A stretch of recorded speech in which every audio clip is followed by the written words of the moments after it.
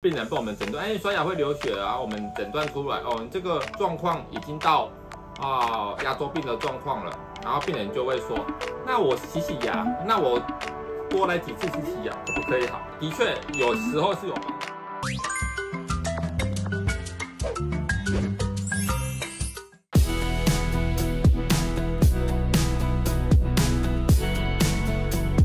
大家好，我是三宝牙医。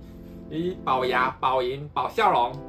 您的专属的家庭牙医啊，吴医师。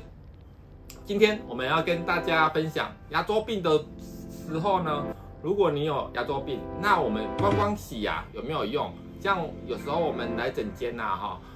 病人被我们诊断，刷牙会流血啊，我们诊断出来哦，这个状况已经到牙周病的状况了，然后病人就会说，那我洗牙，那我多来几次洗牙可不可以好？这也是很多病人问我的。那我们光单纯洗牙能不能改善你的牙龈的问题呢？的确有时候是有帮助的，可是还是会有一些漏网之鱼没有清洁得到啦。所以我们这次来探讨说牙周病的状况之下到底要怎么样才能做到根除？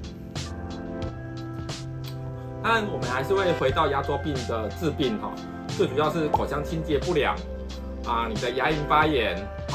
造成下面的骨头受到侵蚀，骨头开始掉所以它的结石才是我们的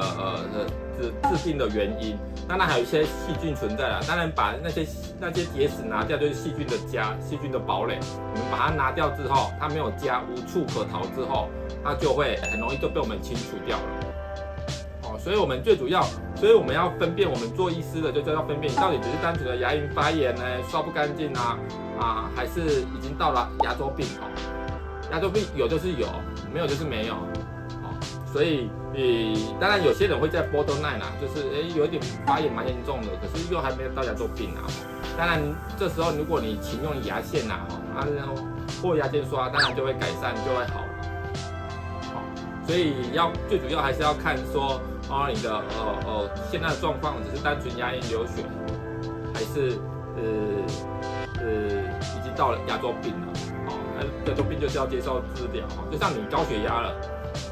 有高血压，你一定要等到它血压到达200、300才要治疗嘛或许那时候造成一些无法挽回的状况，造成这样子就当然就不好了。所以有牙周病有就是要开始治疗，要做预防，要做控制，就跟你的高血压一样，糖尿病一样，不要让它恶化下去那状况可能这一颗牙齿留不住，其他牙齿可能也有可能留不住所以单纯的牙龈发炎就是刷牙会流血就是一个警讯，你可能是一定就是牙龈炎的然后它还没有骨头的流失。然后我们会去探测它的牙周囊袋深度，大概0.3到0.4，是通常它的深度大概0.3到0.4公分。通常我们看到的结石都是牙龈上的结石，是白色的那如果已经到牙周病呢，我们最主要的凶手不是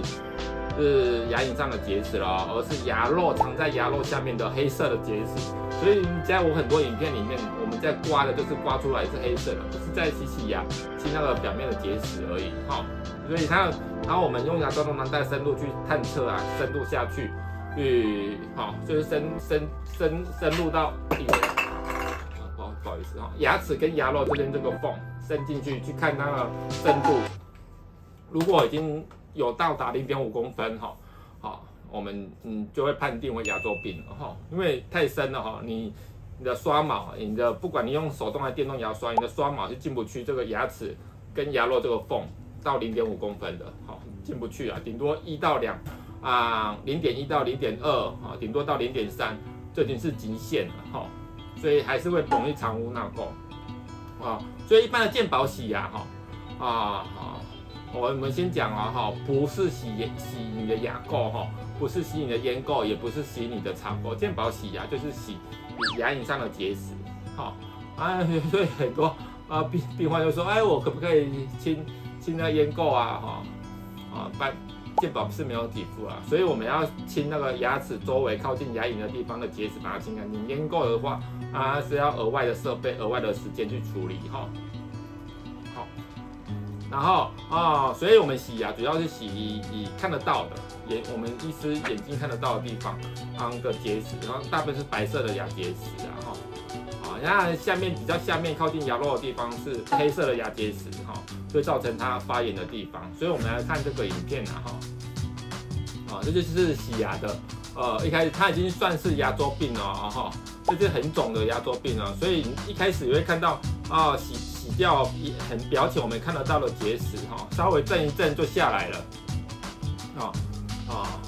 可是呢有没有更深的结石也是有啊哈。病人总以为洗牙就会好，牙龈就会好，当然会好一点，可是会不会再发？很快又再肿起来了。第一个，它可能太乱了，不好清洁，一定要用牙线哈。第二个，这些表浅的结石很容易清掉，可是很深层的结石是不好清洁的哦，所以一定要好好治疗这些结石，还是会继续侵蚀到你下面的结石，